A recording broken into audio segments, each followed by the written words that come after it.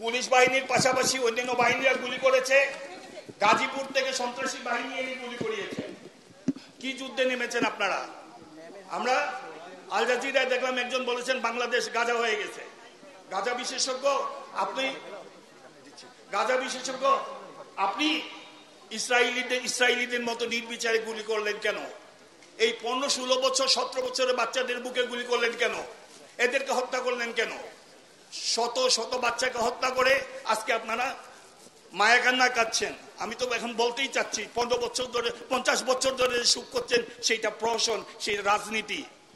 কারণ যে বাচ্চাদের বুকে গুলি করে বাচ্চাদের রক্তে নিজেকে রঞ্জিত করতে পারে সে কোন সময় প্রকৃত সুখ যাপন করতে পারে না। এই যে এত বাচ্চাকে গুলি করলেন, এত মায়ের বুক খালি করলেন, নিহত বাচ্চার বুকে গুলি করলেন, আপনি কি করে আবার সুখ যাপন করেন? এখন সময় হয়েছে, আপনার কাছে বিচার চাই না, আপনি ওই পুলিশের গুলির বিচার করতে পারবেন না। এটা কি গাজা? এটা কি প্যালেস্টাইন? এটা কি ইউক্রেন? আমি জানি না তো এটা কেন হবে। আমার শিক্ষক, আমি ক্যাম্পাসে ঢুকবো, আমার ছাত্র ক্যাম্পাসে ঢুকবো, পুলিশ হ্যারাস করছে, ঢুকতে দিচ্ছে না। এটা কোন দেশ? পুলিশের ঘাঁটি আজকের মধ্যে প্রত্যাহার করতে হবে। পুলিশের ঘাঁটি আজকের মধ্যে প্রত্যাহার করতে হবে। যদি সেটা না করেন তাহলে পরিণতি আপনারা যেভাবে দেখছেন, যেভাবে জিনিসপত্র আগাচ্ছে, কারো পরিণতি ভালো হতে যাচ্ছে না।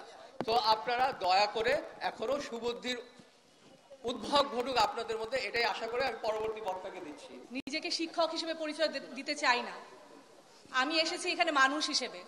আমি কার জন্য দাঁড়িয়েছি? আমি আমার সন্তানদের জন্য দাঁড়িয়েছি। আমার বাসায় আমার যে 4 বছরের শিশু সন্তান আছে, ঠিক একইভাবে রাস্তায় পড়ে যারা মার খেয়েছে, যারা গুলিবিদ্ধ হয়েছে, তারা সকলে আমার সন্তান। আপনারা সবাই নেমে আসুন। আপনারা যদি আজকে নেমে না আসেন, আপনার সন্তানদেরকে আপনারা কিভাবে মুখ দেখাবেন? আপনারা কিভাবে তাদেরকে শেখাবেন যে অন্যায় করবে না, অন্যায়ের প্রতিবাদ করবে? আপনাদের সবাইকে, প্রত্যেককে অন্যায়ের প্রতিবাদ করতে হবে। যা যা অন্যায় আমাদের উপর হচ্ছে, আমরা আজকে ঠিকভাবে রাস্তায় বেরোতে পারছি না, আমাদের মোবাইল দেখবে কিনা সেই ভয়ে আতঙ্কিত হয়ে আছি। আমার সন্তানকে আমি বাসা থেকে বের করছি না, কতদিন হলো, সে ছাদে যেতে পারছে না, কেন পারছে না? আমি এই প্রশ্নের জবাব চাই। আমি আমার সন্তানকে নিয়ে পার্কে যেতে চাই, আমি আমার সন্তানকে নিয়ে আমার ক্যাম্পাসের পথে পথে হাঁটতে চাই। আমি কেন পারছি না? আমি এই গুলির ভয় চাই না, আমাকে ধরে নিয়ে যাবে, আমাকে গ্রেফতার করে নিয়ে যাবে, এই ভয়ে আতঙ্কিত থাকতে চাই না। আপনারা সবাই নেমে আসুন। আপনারা এতদিনে আপনারা দেখে ফেলেছেন যে একত্রিত হলে সেটার জোর আসলে কত। আপনারা স্টুডেন্টদেরকে ছাড়িয়ে নিয়ে এসেছেন, আপনারা দেখেছেন অন্যায়ভাবে যে নাবালক শিশুটিকে ধরে নিয়ে যাওয়া হচ্ছে, তাকে ছেড়ে দেওয়া হয়েছে শুধুমাত্র আপনারা সবাই একত্রিত হয়েছেন বলে। আপনারা সবাই বেরিয়ে আসুন, রাস্তা থেকে, ঘর থেকে রাস্তায় নেমে আসুন।